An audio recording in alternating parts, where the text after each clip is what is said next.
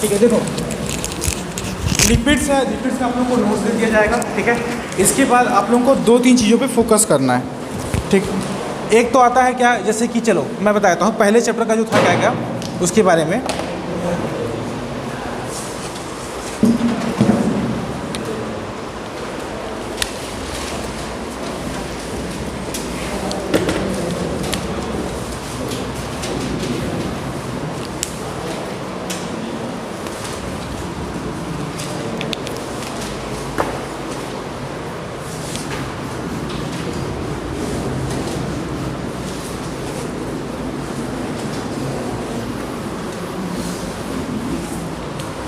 देखो उसके बाद आप लोगों को देखना है क्या, कोलाइडल स्टेट देखना है।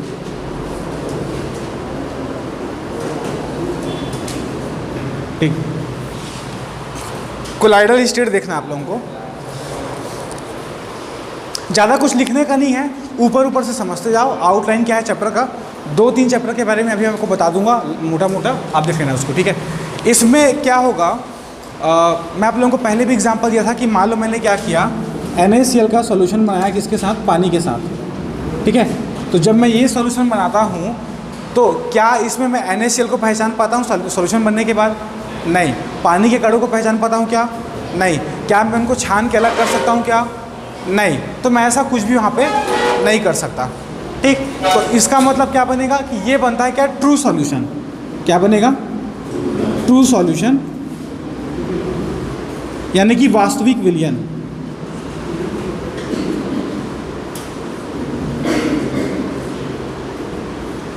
ठीक है, ये बनेगा ट्रू सॉल्यूशन या वास्तविक विलयन।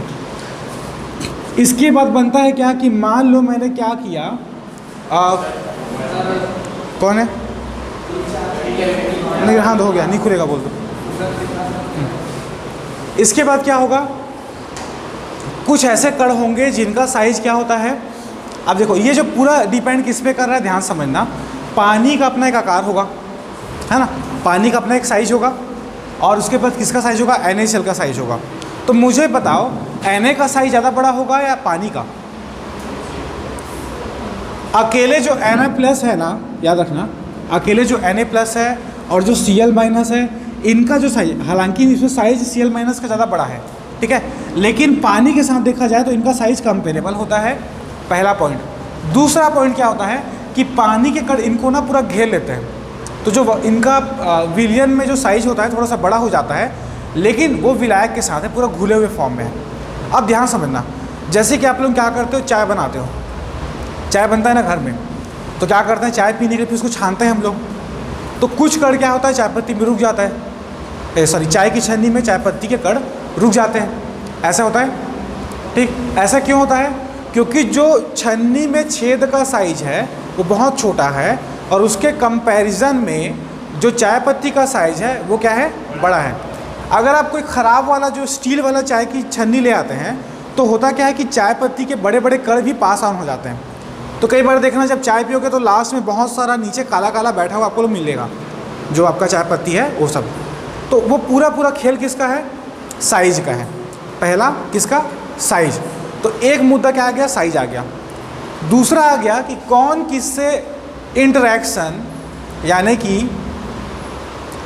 इंटरैक्शन मतलब क्या बोलूँगा मैं इसको, आकर्षण प्रतिकर्षण, ऐसा। ठीक है, कुछ करेगा कि नहीं करेगा। फॉर एग्जाम्पल इसमें देखो जो दीवार है, दीवार में धूल बैठता है कि नहीं बैठता है, बैठता है। बोर्ड में बैठता है कि नहीं बैठता है, बैठता है। हमारे स्किन में बैठता है कि नहीं बैठता है, बैठता है। इसका मतलब ये है कि हमारे स्किन और धूल के कण के बीच में कुछ ना कुछ आकर्षण पैदा होता है ना। तो अगर आकर्षण पैदा होगा, ठीक, कहाँ, विलयन में, विलेय और विलायक के बीच में, ठीक, तभी क्या बनेगा, विलयन बनेगा। मैं दो चीज़ों को मिला रहा हूँ, और अगर थोड़ा भी उनके बीच आकर्षण है तो क्या बनेगा, विलयन बनेगा। लेकिन अगर आकर्षण नहीं है तो, आकर्षण नहीं है तो हाँ छोड़ो, आकर्षण नहीं है तो नहीं बनेगा। ये एकदम क्लियर कट है। ठीक, अब इसके बाद क्या होना है, देखो। तो पहला मुद्दा क्या था कि विलयन बना कि नहीं बना, बन गया, नहीं बना। मेरे को आंसर मिल गया क्या चीज़, कि विलयन बनेगा और नहीं बनेगा। जैसे रेत और पानी बोलूँ तो रेत और पानी के बीच में कोई भी क्रिया नहीं होता, तो वो विलयन नहीं बनेगा। और मान लो मैं क्या कर दूँ, धूल कर दूँ, उसी रेत की जगह क्या कर दिया मैंने, उसको धूल कर दिया, एकदम बारीक धूल, तो उसका थोड़ा सा इंटरेक्शन हो जाता है पानी के साथ, ठीक है, तो वहाँ पे विलयन बन जाएगा। ठीक, अब ध्यान समझना, अब विलयन बन रहा है, जैसे मैंने नमक मिलाया पानी में तो भी विलयन बन रहा है, धूल मिलाया तो कुछ जो बड़े कण होंगे नीचे बैठ जाएंगे और जो छोटे कण होंगे बीच में घुले हुए रहेंगे। कोई कलर का पिगमेंट मिलाऊंगा विलयन बन जाएगा, दूध को मिलाऊंगा विलयन बन जाएगा। तो मेरे को बस यहाँ से क्या आंसर मिल रहा है कि विलयन बना कि नहीं बना, पहला पॉइंट आ गया। अब बनने के बाद क्या होगा कि जो विलयन है उसकी प्रकृति के आधार पर हम लोग क्या कर रहे हैं, उसको 3 भाग में बांट रहे हैं। विलयन है उसकी प्रकृति के आधार पर और विलेय के कणों के आकार के आधार पर हम उसको 3 भाग में बांट रहे हैं। उसमें से एक भाग होता है क्या, वास्तविक विलयन। इसमें क्या बोला मैंने कि इसमें जो आकार होगा किसका, जो विलेय है और जो विलायक है। विलेय मतलब जो घुल रहा है और विलायक मतलब जो घोल रहा है या जिसकी मात्रा ज़्यादा है, ठीक है। तो इनका जो आकार है काफ़ी कंपेरेबल होगा और इनके बीच आकर्षण बल कुछ ना कुछ अच्छे से होगा। मैं इनको पहचान नहीं पाऊंगा और आसानी से नग्न आँखों से, खुली आँखों से अलग नहीं कर पाऊंगा, कोई सिंपल फिजिकल मेथड से अलग नहीं कर पाऊंगा, मेरे को कोई ना कोई दूसरा कॉम्प्लेक्स मेथड लगाना पड़ेगा, ठीक है। तो मैं इसको क्या बोल दिया, ट्रू सॉल्यूशन बोल दिया। उसके बाद आता है क्या, एक कैटेगरी जिसमें देखना, जैसे कि अगर आप धूल को क्या करो ऐसे घुमाओगे पानी में डाल के, तो कुछ देर तक के, जब तक के घुमाओगे तब तक के ऊपर में दिखाई पड़ता है वो, और जैसे ही वो घूमना बंद हो जाता है कुछ टाइम के बाद नीचे बैठ जाता है। ऐसा होता है।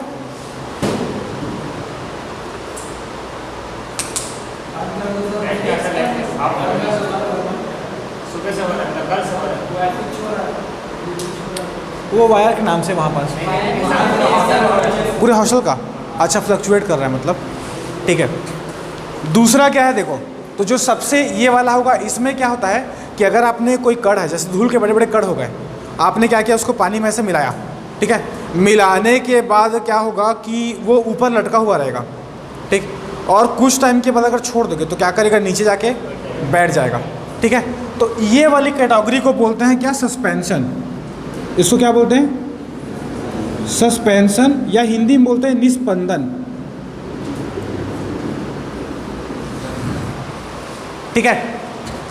इसमें क्या, इसमें और इसमें अंतर क्या है, इसमें विलेय कणों का आकार बहुत छोटा होता है, ठीक है, और इसमें विलेय कणों का आकार बहुत बड़ा होता है। ये 10⁻³ तक के होता है नैनोमीटर में, ये होता है 10⁻⁹ से ऊपर, 6 से ऊपर, इस तरीके से, ठीक है। अब जो बीच की कैटेगरी आती है उसको हम क्या बोलते हैं, कोलाइडल विलयन। क्या बोलते हैं, कोलाइडल विलयन, कोलाइडल सॉल्यूशन बोलते हैं इसको। हिंदी में क्या बोलेंगे, कोलाइडल विलयन। तो अब यहाँ पे क्या होता है, इनका जो विलेय कणों का आकार होता है क्या होता है, बहुत इनसे बड़ा रहेगा और इनसे क्या रहेगा, छोटा रहेगा। तो ये घुल तो जाते हैं, ठीक है, ये क्या किए, घुल तो जाते हैं, लेकिन आसानी से जब मैं इसको घोलने के बाद छोड़ दूंगा तो आसानी से नीचे नहीं बैठते, ये लटके हुए रहते हैं पूरे सॉल्यूशन में, ठीक है। आप इनको हल्का नग्न आँखों से देख तो सकते हो, ठीक है, लेकिन आसानी से अलग नहीं कर सकते। एग्जाम्पल, दूध को देख लो। दूध को आप जानते हो कि पानी में जहाँ पे मिल गया है दूध, वो पूरा वाइट हो चुका है, वो क्या हो चुका है, सफ़ेद हो चुका है ना। लेकिन क्या आप उस दूध को अलग कर सकते हो आसानी से, नहीं कर सकते, ठीक है। उसी की जगह मान लो जो धूल का कण है उसको 2 घंटे छोड़ दो घुमाने के बाद, वो क्या करेगा, नीचे बैठ जाएगा एक टाइम के बाद, यानी कि वो क्या करेगा, आसानी से अलग हो जाएगा, ठीक है। तो ये होता है 3 कैटेगरी किसकी, विलयन के 3 भाग जो हम समझ रहे हैं। एक कौन सा, वास्तविक, दूसरा कोलाइडल, तीसरा कौन सा, निस्पंदन। ये पूरा बेस किस पे है, जो विलेय कण है उनके आकार के आधार पर, ठीक। अब इस सब चैप्टर में क्या करोगे, आप इसके बारे में नहीं पढ़ते, ये आप लोगों ने जब नॉर्मलता फॉर्मलता पढ़ते हो विलयन के बारे में वहाँ पढ़ते हो, इसके बारे में आप कभी नहीं पढ़ते हो। इस चैप्टर में पढ़ते हो आप इस वाले के बारे में, ठीक है। किसके बारे में पढ़ते हो, कोलाइडल विलयन के बारे में पढ़ते हो, ठीक है।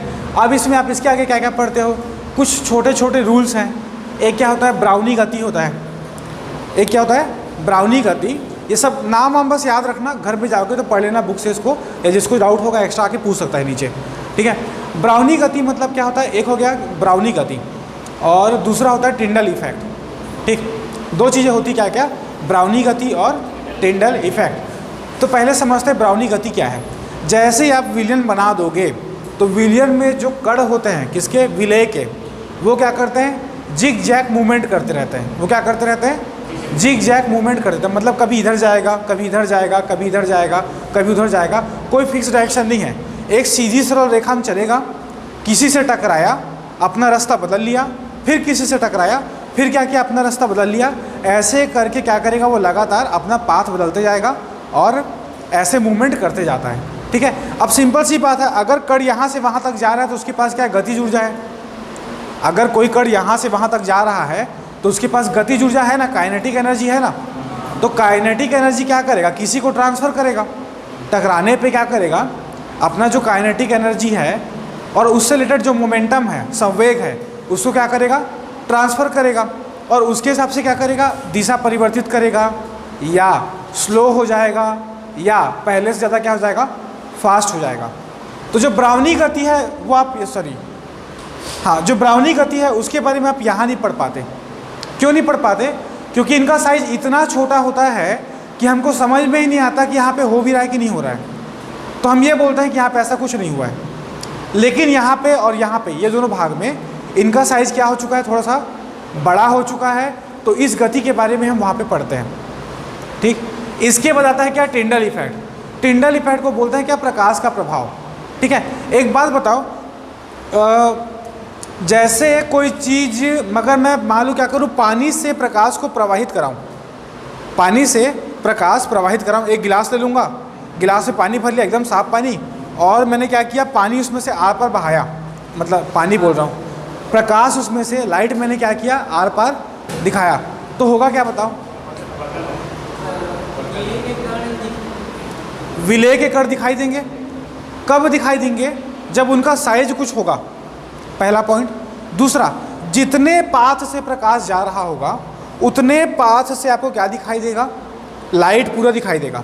मतलब मान लो ये पूरा क्या है, आपका गिलास है, ठीक है, और मैंने यहाँ से टॉर्च मारा, ठीक, तो ये पूरे पार्ट से आपको उजाला दिखाई देगा पूरे एरिया में, और इधर इधर नहीं दिखाई देगा। और जो कोना वाला पार्ट है इधर इधर पे, वहाँ पे थोड़ा कम प्रकाश दिखाई देगा। ऐसे करते हुए यहाँ पे ख़त्म हो जाएगा, पूरा ऊपर भी, इधर भी ख़त्म हो जाएगा। आपको जो टार्च से रोशनी निकल रही है उसका पाथ दिखाई देगा, ऐसा होगा, है ना। अब शुद्ध पानी की जगह आप NaCl डालोगे तब भी कोई अंतर नहीं आएगा, ठीक। अब देखना, ध्यान समझना, इस कमरे में अगर आप लोग लाइट चला रहे हो, ठीक है, तो क्या हुआ, कोई समस्या नहीं है। लेकिन उसके बाद आप लोगों ने क्या किया, मान लो कहीं पास कोई होल कर दिया, सूर्य का प्रकाश आ रहा है, तो उस पाथ में जितने धूल के कण दिखाई देते हैं ना, ऐसा होता है ना, ठीक। और वहाँ से आपको हल्का सा रोशनी फैलता हुआ भी दिखाई देता है, और एक दूर तक के जाके पूरा रोशनी ख़त्म हो जाता है, ऐसा हो रहा है, ठीक। अब इसमें होता क्या है, प्रकाश मान लो क्या हुआ, कोई भी धूल का कण या विलय कण से टकराएगा, सॉल्यूट के कण से क्या करेगा, टकराएगा। तो टकराने पे क्या करेगा, टकराने पे क्या करेगा, उसको पहले एब्जॉर्ब करेगा, एब्जॉर्ब करने के बाद क्या करेगा, इमिट करेगा। तो जो भी विलय का कण का रंग होगा उसके हिसाब से क्या करेगा, वो क्या बोलते हैं, वेवलेंथ को एक्सेप्ट करेगा, मतलब एब्जॉर्ब करेगा, और बचे हुए वेवलेंथ को क्या करेगा, इमिट करेगा। और वही जो हमको जो बचा हुआ है जो इमिट करेगा उसका हमको क्या करेगा, कलर दिखाई पड़ेगा। पता है ना, विबग्योर मतलब 7 रंग होते हैं, 7 रंग का जो वेवलेंथ होता है, तरंग दैर्घ्य क्या होता है, अलग अलग होता है, हमको वही दिखाई पड़ता है जिसका इमिट किया जाता है, ठीक है। तो इस तरीके से क्या होगा, इस तरीके से क्या होगा कि विलय के कण क्या करेंगे, प्रकाश कण को पहले एब्जॉर्ब करेंगे और इमिट करेंगे। एब्जॉर्ब करके जब इमिट करेंगे तो किसी भी डायरेक्शन में करेंगे, है ना। एब्जॉर्ब करके जब इमिट करेंगे तो किसी भी डायरेक्शन में करेंगे कि नहीं करेंगे। जैसे ये लाइट है, तो लाइट से देखो क्या नीचे तरफ रोशनी आ रही है या पूरे चारों तरफ आती है, पूरे उसके चारों तरफ, स्फेरिकल, पूरे गोले के आकार में निकलता है। मतलब ये लाइट का सोर्स ले लो ना, तो गोले के आकार में लाइट निकलता है पूरा, ठीक। अभी देखो जो ये लाइट है इसका मात्र ऊपर से नीचे हमको दिखाई पड़ रहा है, तो कायदे से क्या होना था, नीचे यहीं तक के बस रोशनी दिखना था, लेकिन पूरा इधर फैला है, ऐसे हो रहा है ना। इसका मतलब ये है कि लाइट जो एनर्जी हर तरफ फैलते हुए निकलती है, ठीक। तो जब विलय के कणों से टकराएगा तो क्या होगा, फैलते हुए निकलेगा। तो जब एक से टकराएगा तो फिर दूसरे से टकराएगा, वो एनर्जी जो निकला ऐसे ही चलते जाएगा। तो प्रकाश की ऊर्जा भी क्या हो रही है, जिग जैग जा रही है एक के पास से दूसरे के पास में, ऐसा हो रहा है। प्रकाश की जो ऊर्जा है या प्रकाश ऊर्जा है, लाइट एनर्जी, वो भी क्या हो रही है, एक जगह से दूसरी जगह पे जिग जैग टकराते हुए जा रही है। इसको बोलते हैं टिंडल प्रभाव। इसको क्या बोलते हैं, टिंडल प्रभाव, ठीक है। तो ये 2-3 इफेक्ट के बारे में पढ़ते हो। इसके बाद आप पढ़ते हो कि कौन कौन सा कोलाइडल विलयन बनता है, ठीक है। जैसे विलयन में आपको पता है एक क्या होगा, विलय होगा, और दूसरा कौन होगा, विलायक। तो जैसे विलायक क्या है, पानी है, तो आप उस विलयन को क्या बोलते हो, जलीय विलयन बोलते हो। क्या बोलते हो, जलीय विलयन। जब विलायक कौन है, अल्कोहल है, तो उस विलयन को क्या बोलते हो, अल्कोहलिक विलयन बोलते हो, ठीक है। अगर बेंजीन है तो बेंजीनी विलयन बोलते हो, ऐसे उसका नाम रखते जाते हो, ठीक है। बेंजो बोल देते हो, ठीक है। तो इस तरीके से क्या होगा कि जब भी कोलाइडी विलयन बनेगा, ठीक है, तो कोलाइडी विलयन में 2 शब्द आता है। एक शब्द आएगा जो विलेय जैसा होगा, एक शब्द आएगा जो विलेय या सॉल्यूट जैसा होगा, और दूसरा आएगा कौन, जो विलायक जैसा होगा, यानी कि सॉल्वेंट जैसा होगा। तो जो विलेय जैसा होगा उसको बोलते हैं प्रक्षेपित प्रावस्था, प्रक्षेपित प्रावस्था बोलते हैं। और जो विलायक जैसा होता है उसको बोलते हैं परिक्षेपण माध्यम। माध्यम मतलब समझ गए ना, जिसका मात्रा ज़्यादा रहेगा, जिस पे काम चल रहा है। अब एक बात बताओ, जैसे हवा है, हवा में धूल का कण उड़ गया, मात्रा किसकी ज़्यादा है, हवा का। धूल का मात्रा कम है कि नहीं है। ऐसा अगर मान लो धूल बहुत ज़्यादा हो जाएगा तो अब सांस ले पाओगे क्या, नहीं। तो क्लियर कट पता है यहाँ पे कि यहाँ पे जो एयर है उसमें अगर धूल के कण उड़ रहे हैं तो इसमें एयर जो है ज़्यादा है और धूल के कण क्या है, कम है।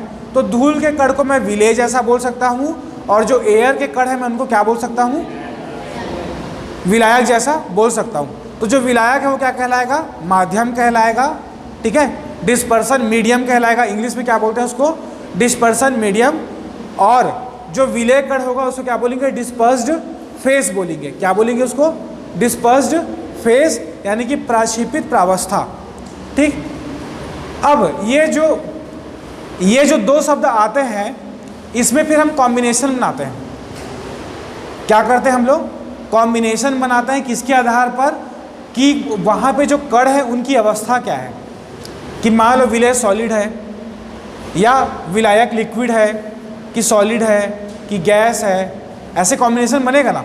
मान लो मैं क्या किया, विलेय को सॉलिड रखा हूँ और विलायक को भी सॉलिड रखा हूँ, तो ये बनेगा कंसेप्ट। अगर मैं इसको विलेय को सॉलिड रखा हूँ, इसको लिक्विड रखा हूँ, मैं इसको सॉलिड रखा हूँ, उसे क्या रखा हूँ, गैस रखा हूँ। विलेय कौन है, सॉलिड, और विलायक कौन है, गैस। माध्यम कौन है, गैस। इसका एग्जाम्पल देखो, गैस मतलब एयर हो गया, और सॉलिड मतलब क्या हो गया, धूल हो गया। सॉलिड मतलब क्या हो गया, धूल हो गया। तो इस तरीके से क्या होगा कि एक सेट ये बन गया, ठीक। सॉलिड को आप लिक्विड में डाल रहे हो, ठीक है, ध्यान समझना। तो आपने प्रोटीन के कण को कहाँ डाल दिया, जल में डाल दिया। प्रोटीन के कण को कहाँ डाल दिया, जल में। प्रोटीन कैसा था, सॉलिड था। सॉलिड को आपने किस में डाल दिया, लिक्विड में। सॉलिड को सॉलिड में डालना है। इसका एग्जाम्पल देखो, मिश्र धातु। मिश्र धातु में होता है ना, एक धातु बहुत ज़्यादा होता है तो वो माध्यम कहलाएगा, और एक धातु क्या होता है, बहुत कम होता है, तो क्या कहलाएगा, प्रावस्था कहलाएगा या विलेय कहलाएगा। ऐसा होता है ना। जैसे स्टील में सबसे ज़्यादा मात्रा किसकी होती है, स्टील में सबसे ज़्यादा मात्रा किसकी होती है,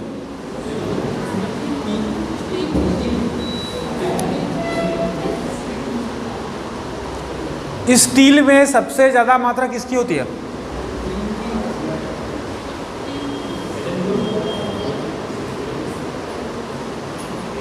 नहीं पता। चलो एक कंपोजिशन का मैं आप लोगों को लिस्ट दे दूंगा पूरा, मिश्र धातु वाला, अयस्क वाला, ठीक है। स्टील हो गया, ठीक है। अच्छा, कांसा क्या है, कांसा शुद्ध धातु है, मिश्र धातु है, मिश्र धातु है। पीतल, पिस्तल भी क्या है, मिश्र धातु है। तांबा बोलते हैं वो, तांबा मतलब क्या, कॉपर मतलब शुद्ध हो गया।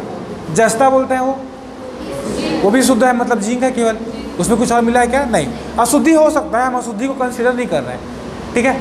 तो जब मिश्र धातु बनेगा तो सिंपल है, कोई एक क्या होगा, कम होगा। एक क्या बोलते हैं, आयरन का बहुत सारा मिश्र धातु बनता है, एक स्टील हो जाता है, और क्या बन जाता है आप लोगों का, पीट आयरन बन जाता है, ठीक है। तो इस तरीके से उसके 3-4 बनते हैं टोटल, वो लिस्ट हो जाती है। उसके बाद ऐसे एल्यूमिनियम का बनेगा, उसी क्या बनेगा, कॉपर का बनेगा, वैसे किसका बनेगा, जिंक का बनेगा। ऐसे करते हुए क्या होंगे, बहुत सारे धातु के क्या बनते हैं, मिश्र धातु बनते हैं। उनमें कोई एक धातु क्या रहेगा, ज़्यादा रहेगा, और कोई एक धातु क्या रहेगा, कम रहेगा। तो जो ज़्यादा है उसको क्या बोलोगे आप लोग, माध्यम, मीडियम, डिस्पर्सन मीडियम बोलोगे या विलायक बोलोगे, और जिसका मात्रा कम रहेगा उसको क्या बोलोगे आप लोग, विलेय बोलोगे, या क्या बोलोगे, डिस्पर्स्ड फेस बोलोगे। इंग्लिश में क्या बोलोगे, डिस्पर्स्ड फेस बोलोगे उसको, ठीक है। तो ये दो चीज़ें, पहले आप डेफिनेशन पढ़ते हो, फिर सेट के बारे में पढ़ते हो, सेट के बारे में आ जाते हो, उसके बाद आप क्या पढ़ते हो इसमें आप लोग जो अलग अलग सेट है उसके बारे में पढ़ते हो, और जो अलग अलग सेट है उनका आप नाम पढ़ते हो। जैसे सॉल बोल दोगे, किसी का नाम क्या रख दिया, सॉल, तो सॉल का मतलब क्या हो जाता है, सॉलिड इन लिक्विड, क्या हो जाता है, सॉलिड इन लिक्विड। एरोसॉल बोल दोगे तो एयर इन लिक्विड, ऐसे हो जाता है। जेल, एक क्या होता है, जेल, टूथपेस्ट करते हो ना, जेल बोलते हो ना, बाल के लिए जेल आता है, बोलते हैं ना जेल है कह के, तो वो पूरा आया है कहाँ से है, कोलाइडी विलियन से आता है, ठीक है। तो फिर ये अलग अलग नामों के बारे में पढ़ते हो।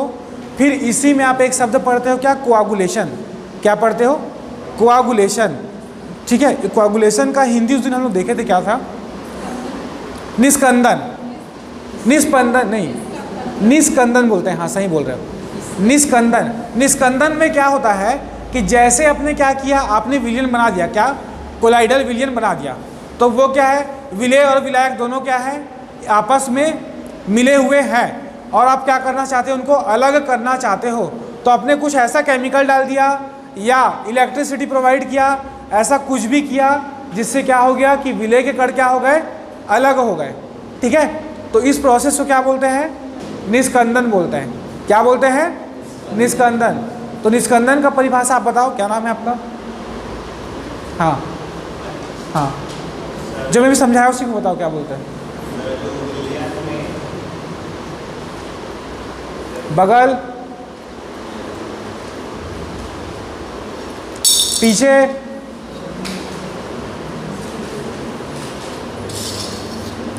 पीछे कोई भी बता दो, चलो जिसको पता है।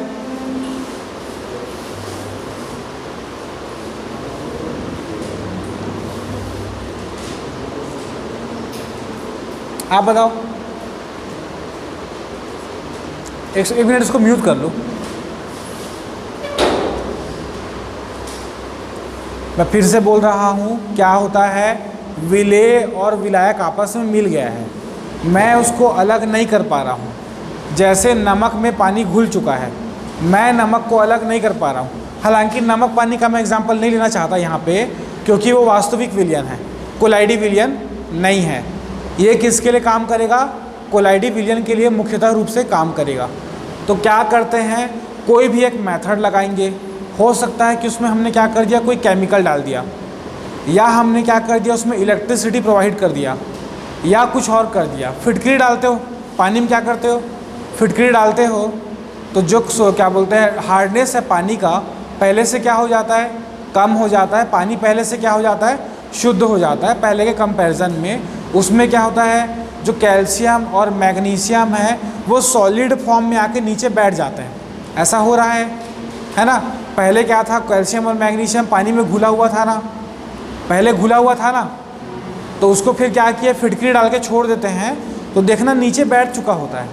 तो किसी भी चीज़ को जो विलयन के फॉर्म में है, उसमें उसके जो विलेय के कण हैं उसको किसी भी विधि द्वारा सॉलिड रूप में ला के नीचे बैठा के अलग करने की प्रक्रिया को क्या बोलते हैं, निस्कंदन या कोआगुलेशन बोलते हैं। सॉलिड बना के क्या करोगे, अलग करोगे। जैसे बेरियम का कुछ भी रहेगा तो उसमें क्या करते हो, बेरियम सल्फेट बनाते हो उसका, ठीक है। AgNO3 में क्या करते हो, AgNO3 और AgCl का रिएक्शन होता है, AgNO3 टू AgCl वाला, या AgCl2 AgNO3, ये वाले प्रोसेस को फॉलो करते हो। इसका मतलब ये कि जो सॉल्ट या जो सॉल्यूट शुद्ध रूप में PPT के रूप में निकल सकता है, उसको निकालने की प्रक्रिया क्या कहलाएगी? निस्कंदन या कोआगुलेशन कहलाएगी। ठीक है, तो इसमें इन सब डेफिनेशंस के बारे में पढ़ते हो। जो ये 8 सिस्टम बनेगा, solid in solid, solid in liquid, solid in gas, वैसे liquid in liquid, liquid in gas, liquid in solid, ऐसे करके। उसके बाद गैस इन सॉलिड, मतलब गैस इन सॉलिड और गैस इन लिक्विड, ये वाला करके टोटल देखो। सॉलिड किस में? सॉलिड में, लिक्विड में, गैस में। कितना हो गया? 3 हुआ। अब लिक्विड ले लो। लिक्विड किस में? सॉलिड में, लिक्विड में, गैस में। कितना हो गया? 6 हो गया। अब गैस ले लो। गैस किस में? सॉलिड में, लिक्विड में। गैस को नहीं काउंट करेंगे क्योंकि वो वास्तविक बन जाता है, ठीक, वो कोलाइड नहीं बनता। तो 8 सेट बनता है। इस 8 सेट का नाम पढ़ते हो, इसके एग्जाम्पल याद रखते हो, और कौन किसको कोआगुलेट करता है, उसके लिए विधि क्या होता है, इसके बारे में पढ़ते हो। तो इससे रिलेटेड क्वेश्चंस आते हैं यहाँ पे किससे? कोलाइडल चैप्टर से। ठीक है, अब जो भी घर में बैठ के पढ़ेगा आज से, क्या करना, घर में पढ़ना और आके फिर उसका डिटेल में नीचे आके आप लोग पूछते जाना, पहला पॉइंट। इसके बाद आप लोगों का आता है अयस्क वाला चैप्टर। ठीक है, कौन सा चैप्टर? अयस्क वाला, ओर वाला, मिनरल वाला। उसमें क्या करोगे आप लोग? कुछ बेसिक एलिमेंट हैं, जैसे आयरन है, एल्युमिनियम है, कॉपर है, ऐसे कुछ गिने चुने एलिमेंट्स हैं जिनको निकाल के कहाँ से? उनके ओर से, मिनरल से।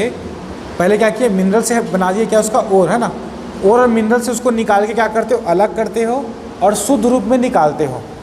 तो ये पूरा जो प्रोसेस होता है जो कि कारखानों में किया जाता है, इसके बारे में पढ़ते हो।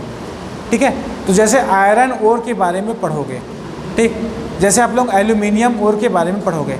आयरन का कोई और का एग्जाम्पल बता दो, आयरन ओर का।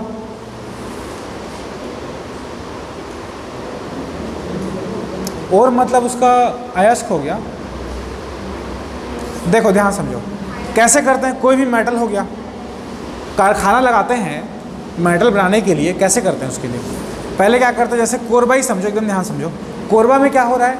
कोयला निकाल रहे हैं ना, क्या कर रहे हैं? ज़मीन से खोद के निकाल रहे हैं। तो ज़मीन से कोई भी आप चीज़ खोद के निकालोगे जिसमें आपके इनऑर्गेनिक मटेरियल पड़े हुए हैं, अकार्बनिक रसायन पड़े हुए हैं, वो सब क्या कहलाएंगे? खनिज कहलाएंगे।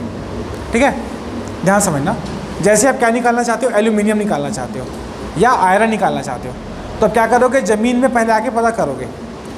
तो जैसे आपको बता रहा हूँ, बैलाडीला जानते हो? और आपको यहाँ छत्तीसगढ़ में बैलाडीला का नाम सुना है किसी ने? बैलाडीला में क्या है? वहाँ कुछ नहीं करते, ज़मीन से खोदते हैं, बहुत सारे एलिमेंट्स को बाहर निकालते हैं और उसको फिर शुद्ध करते हैं। ठीक, तो मैक्सिमम देखना उन एरिया में आप लोग अगर न्यूज़पेपर पढ़ते होगे, थोड़ा ध्यान देना। ऐसा होता है कि जैसे सिंपल एग्जांपल, पाकिस्तान को क्या किया? चाइना ने कर्ज दिया, या श्रीलंका को चाइना ने कर्ज दिया। अब उस कर्ज को कौन है? श्रीलंका पेमेंट नहीं कर पाया, तो क्या करता है? उसकी ज़मीन को यूज़ करना चालू कर देता है। ठीक, छत्तीसगढ़ गवर्नमेंट को क्या करना होता है? कर्ज लेना होता है, इंटरनेशनल कर्ज लेना होता है, ताकि वो अपना क्या कर सके, यहाँ जो शासन व्यवस्था चल रही है, पंचवर्षीय योजना है, उसके लिए क्या कर सके? वो पैसे जुटा सके। तो क्या करता है? कर्ज लेता है। अब मान लो कर्ज नहीं चुका पाया, तो बाहरी कंपनी क्या बोलती है कि हम आएंगे और ये पर्टिकुलर जंगल हो गया या पर्टिकुलर रेता खदान हो गया, इसको हम 10 साल के लिए यूज़ करेंगे। तो करते क्या है वो लोग? गड्ढा खोदते जाते हैं ज़मीन के अंदर और वहाँ से मटेरियल निकालते हैं। अब वहाँ से हो सकता है सोना निकले, हो सकता है हीरा निकले, हो सकता है कुछ ना निकले, ऐसी पॉसिबल है। तो जो निकलता है टेस्ट करते हैं, उस ज़मीन के बारे में टेस्ट करते हैं, तो उनको पता चल जाता है कि यहाँ को मैं खोदूँगा तो कंफर्म है कि यहाँ सोना होगा या एल्यूमिनियम होगा। जैसे एक मूवी आई थी KGF मूवी आई थी, याद है आपको? उस मूवी का नाम क्या है? Kolar gold field. ठीक है, तो एक कर्नाटक, शायद कर्नाटक, हाँ कर्नाटक का ही एरिया है। ठीक है, इसमें क्या था कि ये जो ब्रिटिश टाइम से यहाँ क्या था कि सोना बहुत ज़्यादा मिलता था। ठीक है, कहाँ पे? कोलार गोल्ड, जहाँ पे कोलार गोल्ड फील्ड जो बनाया गया एरिया, वहाँ पे। तो वहाँ पे सोना गड्ढा करने में बहुत ज़्यादा मिलता था। तो क्या करते थे कि मान लो गड्ढा करने में मेरे को खर्चा आ रहा है 100 रुपये, ठीक, पर्टिकुलर एक दूरी तक के, और मैं इसमें सोना निकालूंगा और सोना को भी जब अलग कर लूँगा तो पूरे काम का मिला के मान लो मेरा 1000 रुपये खर्च होता है और मेरे को फ़ायदा कितने का हो रहा है, 10,000 का, है ना। तो मेरे लिए फ़ायदे का चीज़ है कि नहीं है ना। तो मैं क्या किया, वहाँ पे बना दिया इंडस्ट्री पूरी, क्योंकि मेरे को हर 1 घंटे में मैं 1000 का खर्चा करके गड्ढा करके साफ़ कर लेता हूँ और 10,000 का सामान वहाँ से क्या कर लेता हूँ, निकाल लेता हूँ, सोने के रूप में, हीरे के रूप में, किसी के भी रूप में, ठीक। तो हुआ क्या कि लगातार आप एक जगह को खोदते रहोगे तो वहाँ से क्या होता जाएगा, आप सोना निकालते जाओगे या कुछ और हीरा, कुछ ना कुछ काम का जो निकालते जाओगे। तो जो ज़मीन से खोद के निकालते हैं शुरुआत में, वो उसमें तो सोना प्योर तो है नहीं है ना, उसमें बहुत सारी चीज़ मिले हैं। इनको बोलते हैं खनिज या मिनरल। क्या बोलते हैं, खनिज हिंदी में, और इंग्लिश में क्या बोलते हैं, मिनरल। अब होता क्या है कि उसको शुद्ध करना होता है। तो जैसे एल्यूमिनियम होगा, एल्यूमिनियम आप निकाल रहे हो तो एल्यूमिनियम के साथ बहुत सारा चीज़ मिलेगा आपको, और एल्यूमिनियम एक का केमिकल फार्मूला मिलेगा। आयरन निकाल रहे होगे तो आयरन का केमिकल फार्मूला मिलेगा, आयरन के रूप में नहीं मिलेगा, हो सकता है आयरन ऑक्साइड के रूप में मिले, ठीक है, हो सकता है आयरन सल्फेट के रूप में मिले, हो सकता है सल्फाइड के रूप में मिले, ऐसे हो सकता है, ठीक। तो मान लो मैं इतना सारा मिट्टी खोद के लाया, उस मिट्टी को पूरा को मैं क्या बोलूँगा, खनिज बोलूँगा। क्या बोलूँगा, खनिज बोलूँगा। अब उसमें से आयरन मैं अलग करना चाहता हूँ तो आयरन का जो कंपाउंड पहले अलग होगा, हो सकता है क्या वो ऑक्साइड हो सकता है सल्फाइड हो, उस कंपाउंड को क्या बोलता हूँ मैं, ओर बोलता हूँ। क्या बोलता हूँ, ओर। हिंदी में क्या बोलते हैं, अयस्क। हिंदी में क्या बोलते हैं, अयस्क। अब उसमें से मैं क्या करता हूँ, शुद्ध रूप से उस मेटल को जिसको भी मैं निकालना चाहता हूँ उसको क्या करता हूँ, अलग करता हूँ, ठीक है। तो ध्यान समझो, मेरे पास क्या था, सॉइल था, मिट्टी, और मिट्टी में मेरे पास क्या था, आयरन का कुछ कंपाउंड पड़ा हुआ है। तो ये क्या कहलाएगा, ये क्या कहलाएगा, खनिज या मिनरल, ठीक है। इसमें से मैंने क्या किया, Fe3O4 को अलग किया। इसमें से बहुत सारे मेथड लगाए मैंने और Fe3O4 को क्या किया, मैंने अलग किया। अब इसमें से, क्योंकि अब देखो यहाँ इतना सारा कचरा था, इस कचरे में से क्या कर सकता हूँ, इसको मैं अलग कर सकता हूँ। अब इसमें से मेरे को शुद्ध आयरन निकालना क्या हो गया है, आसान हो गया है, ठीक है। तो ये क्या कहलाएगा आप लोगों का, जो ज़मीन से खोद के निकाले उसको खनिज या मिनरल, और उसके बाद जो कंपाउंड का फॉर्म आता है जिसको आप निकाल रहे हो वो क्या कहलाएगा, उसका ओर कहलाएगा। जैसे कि ये जो भी कहलाएगा, किसका कहलाएगा, आयरन ओर कहलाएगा, लोहे का ओर या अयस्क कहलाएगा। ये एल्यूमिनियम का नहीं कहलाएगा क्योंकि यहाँ पे एल्यूमिनियम नहीं है। फिर इसके बाद क्या करोगे, शुद्ध जो मेटल है उसको आप क्या कर लोगे, अलग कर लोगे, ठीक है। तो इस चैप्टर में आप क्या पढ़ते हो, कुछ स्पेशल मेटल्स हो गए, आयरन हो गया, एल्यूमिनियम हो गया, कॉपर हो गया, इनका कौन कौन सा और होता है, ये नहीं, खनिज के बारे में बात नहीं चल रही, और कौन कौन सा होता है, हेमेटाइट, मैग्नेटाइट, ऐसे करके आयरन का हो गया, एल्यूमिनियम का हो गया, बॉक्साइड हो गया, ठीक है। और ऐसे करके फिर टीन का पढ़ोगे, कॉपर का पढ़ोगे, गोल्ड का पढ़ोगे, जिंक का पढ़ोगे, ऐसे कुछ स्पेशल जो एलिमेंट्स हैं उनका क्या करोगे, खनिज के बारे में पढ़ते हो कि अयस्क से मैं जो खनिज से अयस्क कैसे निकालता हूँ और फिर उस से मैं शुद्ध मेटल कैसे निकालता हूँ, ठीक है। तो ये पूरे प्रोसेस के बारे में पढ़ते हो, इसमें कौन कौन से स्टेप्स यूज़ होते हैं इसके बारे में पढ़ते हो, ठीक है। अब इस चैप्टर को पढ़ने का तरीका क्या है, पहले आप क्या करोगे, कौन कौन से मेटल है इंपॉर्टेंट उनको मार्क कर लोगे आपके बुक में, और उनके कौन कौन से और या अयस्क हैं उनका स्ट्रक्चर याद कर लोगे। पहला काम ये हो गया। मैं नोट्स दिला दूंगा आपको, ठीक है, मैं नोट्स प्रोवाइड कर दूंगा इसके लिए, ये वाले के लिए और कोलाइडल के लिए कर दूंगा, ठीक है, 2 चीज़ के लिए। फिर उसके बाद क्या होता है कि उसका जो प्रोसेस होता है कि कैसे वो अलग किया जाता है, ठीक है। तो हाँ, तो बंद कर इसको, वो कर दो, रिकॉर्डिंग ऑन कर दो, छोड़ो। ए का क्वोटियांक 100 है और बी का भी क्वोटियांक कितना है, 100 है। दोनों का क्वोटियांक क्या है, अरे छोड़ो ना, जो भी चल रहा है उसको होने दो जैसे हो रहा है वो, ठीक है। दोनों का क्वोटियांक कितना है, 100 है। ए का भी क्वोटियांक कितना है, 100, और बी का क्वोटियांक कितना है, 100 और दोनों को मैं मिला के रखा हुआ और मैं अलग नहीं कर पा रहा हूँ। तो क्या मैं जब उसको गर्म करूँगा तो मेरे को पता है 100 डिग्री पे आएगा तो भाप बन जाएगा। तो जैसे ही 100 डिग्री आएगा दोनों के दोनों भाप बन जाएंगे पूरा का पूरा, ऐसे ही होगा ना। तो क्या मैं गर्म करने वाले मेथड से उसको अलग कर पाऊँगा? बॉइलिंग पॉइंट दोनों का 100 100 है, सेम है। तो क्या मैं अलग कर पाऊँगा? क्या नहीं कर पाऊँगा। पहला पॉइंट, अगर मान लेते एक का क्वथनांक कितना था 70 था और दूसरे का कितना था 80 था, या दूसरे का कितना था 100 था, तो पहले मैं उतना गर्म करूँगा कि 70 डिग्री तापमान से ज़्यादा मत हो। तो एक क्या करेगा, उड़ जाएगा। और दूसरा क्या करूँगा, फिर बाद में 100 तक के लेके जाऊँगा तो दूसरा उड़ जाएगा। ऐसे ही होगा, है ना। तो अगर क्वथनांक में अंतर है तो मैं क्या कर सकता हूँ, उनको गर्म करके अलग अलग तापमान पे गर्म करके उनको क्या कर सकता हूँ, मैं अलग कर सकता हूँ। लेकिन क्वथनांक सेम हो गया तो अलग कर पाऊँगा क्या? नहीं। तो एक सिंपल ये समझाने का मुद्दा ये था कि कोई भी मेथड को हम वहाँ अप्लाई करते हैं जहाँ पे उसकी ज़रूरत होगी। गर्म करने वाला मेथड आप कहाँ पे अप्लाई कर पाओगे? जहाँ पे क्वथनांक दोनों का क्या होगा, अलग होगा। अगर सेम होगा तो अप्लाई नहीं करोगे। तो ऐसे आप क्या करोगे, सबसे पहले कुछ मेथड्स होते हैं, उन मेथड का बेसिक कंसेप्ट समझोगे। ठीक है, क्या समझोगे? उसका बेसिक कंसेप्ट समझोगे कि ये मेथड में वास्तव में हम अलग किसको करते हैं और कैसे करते हैं। ठीक है, इसको पढ़ने का अप्रोच क्या है चैप्टर को बता देता हूँ। उसके बाद देखते हो कि मान लेते हैं कि आयरन का आप निकाल रहे पूरा शुद्ध करने का जो प्रोसेस है, शुद्ध आयरन प्राप्त करने की विधि है, उसमें आप देखोगे कि यहाँ पे क्या क्या था, क्या क्या हो सकता है। जैसे आपको पता है कि घर में जैसे क्या बोलते हैं, यहाँ पे क्या हो सकता है, क्या क्या मिला हुआ हो सकता है। तो उसके आधार पे क्या करोगे, आप कुछ विधि का एक के बाद एक स्टेप्स में फॉलो करते जाओगे। किसको करोगे, किसको नहीं करोगे और क्यों कर रहे हो, ये पढ़ने के टाइम पे आप उसको ध्यान से देखते जाओगे। ठीक है, कोई सा भी विधि का पहले बेसिक कंसेप्ट समझ लिया। बेसिक कंसेप्ट 1 या 2 लाइन पे लिखा होता है वहाँ पे। ठीक है, हो सकता है 5 लाइन में लिखा हो।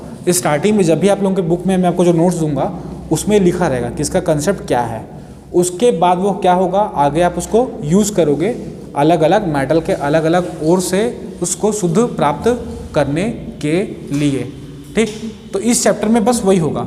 अब इसमें जो क्वेश्चंस आते हैं वो क्या आते हैं, वो पूछ देगा कि इनमें से कौन सा आयरन का अयस्क यानी कि ओर, इंग्लिश में ओर बोलेंगे ORE, हिंदी में बोलेंगे अयस्क नहीं है। तो 4 ऑप्शन दे देगा। अब आपको पूरे वो नाम याद हैं, वो करना पड़ेगा याद, उसका कोई ऑप्शन नहीं है। ठीक है, तो आप क्या बोलोगे, आप जानते हो कि आयरन का कौन कौन सा होता है, कौन कौन सा नहीं होता है। ठीक, तो आप टिक मार्क कर लोगे। ठीक है, वो बोल देगा कि इस अयस्क का सूत्र क्या होता है, क्वेश्चन दे देगा, ऐसा डायरेक्ट क्वेश्चन में आ जाएगा। ठीक है, तो क्या करोगे, 5-4 ऑप्शन ABCD दिया हुआ है, तो कौन से का सूत्र क्या होता है आप देख लिए वहाँ से।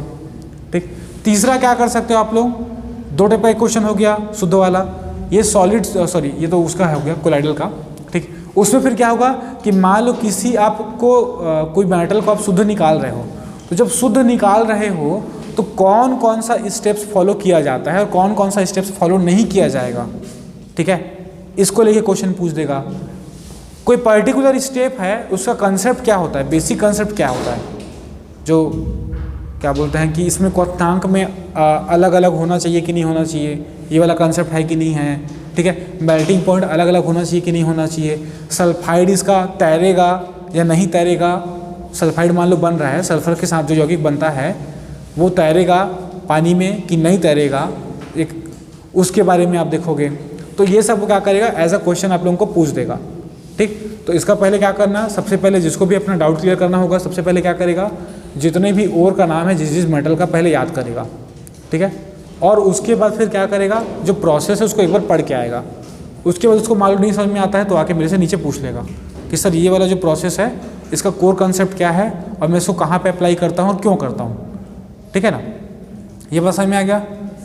तो ये वाला करोगे, इस चैप्टर में ऐसा पढ़ोगे, ये वाले कोलाइडल में ऐसा आप लोगों को पढ़ना होगा।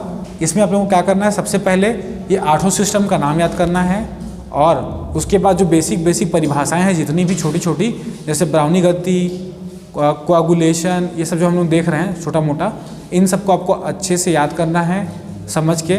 उसके फिर कुछ एग्जाम्पल्स को याद करना है। एग्जाम्पल्स को याद करने के बाद आप पूछने आ सकते हो कि सर इस चैप्टर से कैसे कैसे क्वेश्चंस आते हैं, क्या आते हैं बताइए करके। ठीक, तो फिर यहाँ पे फिर हम लोग उसके आगे से कैरी करते हैं। पहला चैप्टर में आप लोगों का एक दो चीज़ का टॉपिक रह गया था, मैं आपको समझाता हूँ क्या क्या।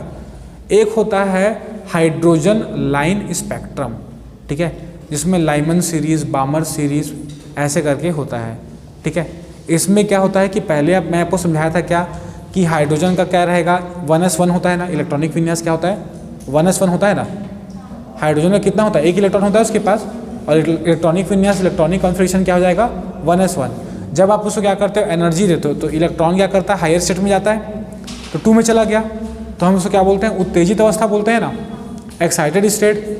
तो excited state 1, excited state 2, excited state 3, मतलब जितना ज़्यादा एनर्जी देते जा रहा हूँ। तो 8वां तक के होता है, 8वां के आगे और उसको एनर्जी दे दूंगा तो इलेक्ट्रॉन क्या करेगा, बाहर निकल जाएगा और हाइड्रोजन प्लस बन जाएगा, ठीक है।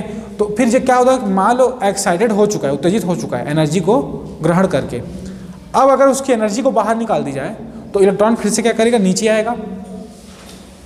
ये देखो बेटा, ये न्यूक्लियस हो गया, ये पहला सेल हो गया, हाइड्रोजन में 1s1 हो गया, यहाँ मतलब एक इलेक्ट्रॉन है। अब ये दूसरा सेल हो गया, उसके बाद ये तीसरा सेल हो गया। तो यहाँ से फिर क्या करूँगा, अगर मैं इसको एनर्जी दूंगा तो ये इलेक्ट्रॉन कहाँ जाएगा, यहाँ जाएगा, ऐसा हम देखे थे ना। तो इसको हम क्या बोलते थे, एक्साइटेड स्टेट 1 बोला था मैं इसको। फिर उसके बाद ये इलेक्ट्रॉन, मान लो इसी इलेक्ट्रॉन को मैं और एनर्जी दे दिया तो कहाँ चला गया, और ऊपर चला गया, ठीक। तो क्या हो जाता था, एक्साइटेड स्टेट 2 हो जाएगा, ऐसे होता है ना, ठीक। उसके बाद और एनर्जी दे दोगे, और एनर्जी दे दोगे, तो ऐसे करते हो एक्साइटेड स्टेट 1, एक्साइटेड स्टेट 2, 3, 4, 5, 6, 7 तक के जाता है, ठीक है, 7 to 8 तक के जाता है। उससे और ज़्यादा एनर्जी दे दिया तो इलेक्ट्रॉन बाहर निकल जाएगा और हाइड्रोजन बन जाएगा हाइड्रोजन प्लस, मतलब अब आयन बन गया। ये बात समझ में आ गया।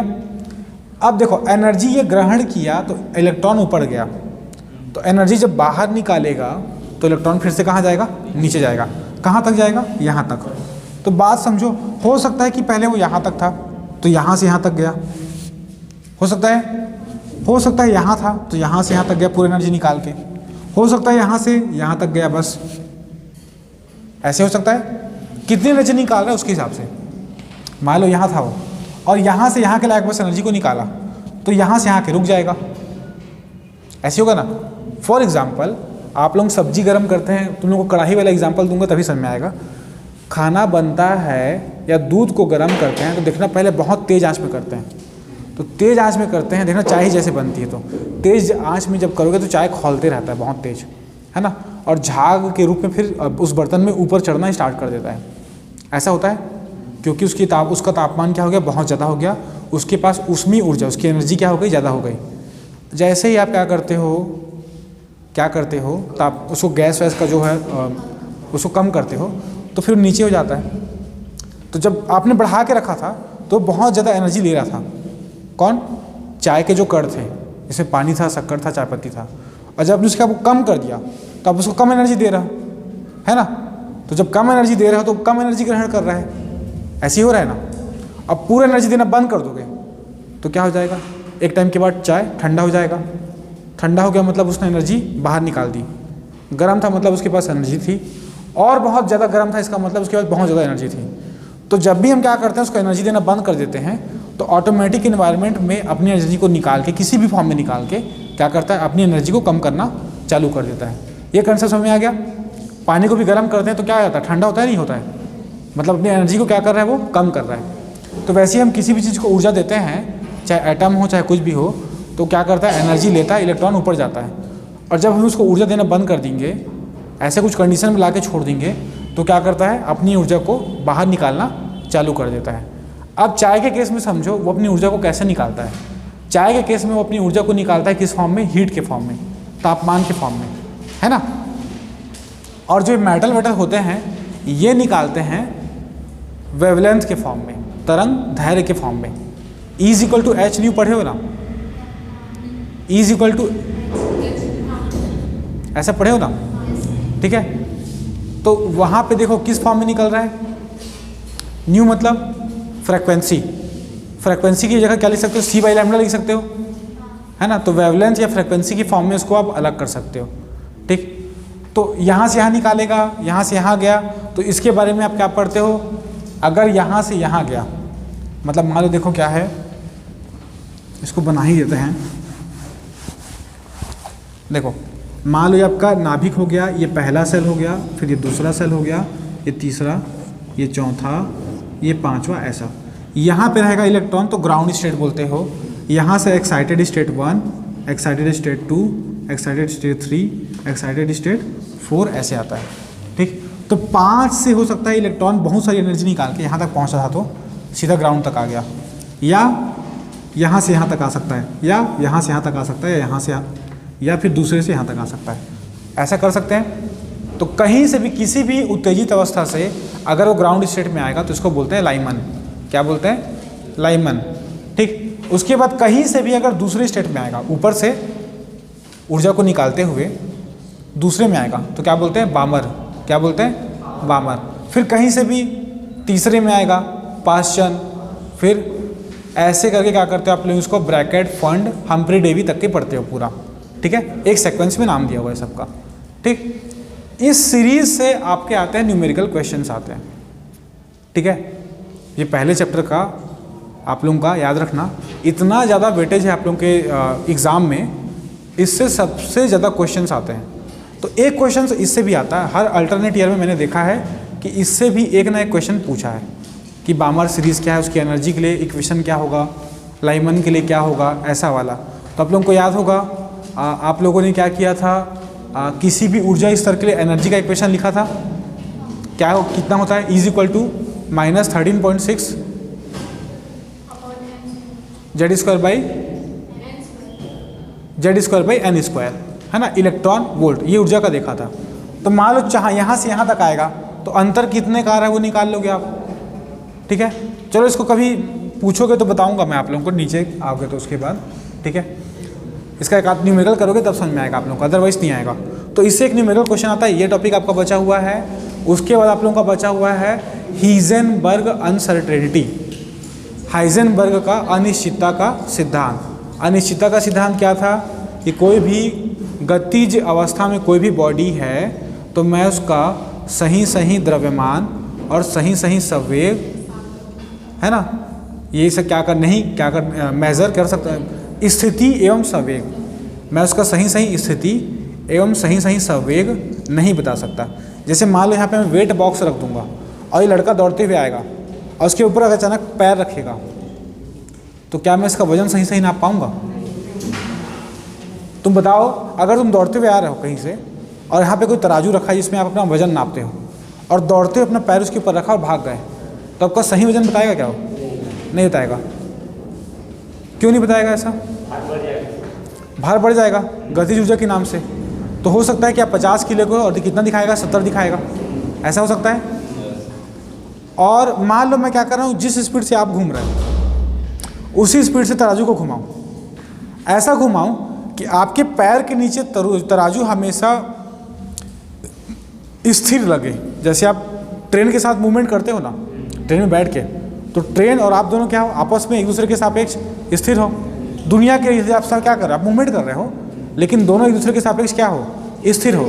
तो वैसे ही मैं तराजू को रख दिया हूँ और आपको भी रख दिया हूँ, तब मैं नापूंगा तो आपका तो वजन तो आ जाएगा। और वजन आ गया तो मोमेंटम संवेग आ गया, लेकिन क्या मैं आपका स्थिति सही सही नाप पाऊंगा क्या? नहीं। कभी आप यहाँ पे हो, कभी आप कहाँ हो, वहाँ पे हो, ऐसे। तो ये वाला एक बचा हुआ है, इसके बारे में हमको देखना है। उसके बाद जो आइंस्टाइन इक्वेशन होता है इज इक्वल टू mc² और is equal to h nu होता है, इसका जो आपस में मिला जुला स्वरूप होता है, इससे जो क्वेश्चंस होते हैं ये देखना था। और एक लास्ट में आप कुछ बोल रहे थे, क्या तो बोल रहे थे, एक टॉपिक और था इसके अंदर, इसी में कोई तो बोल रहे थे एक और,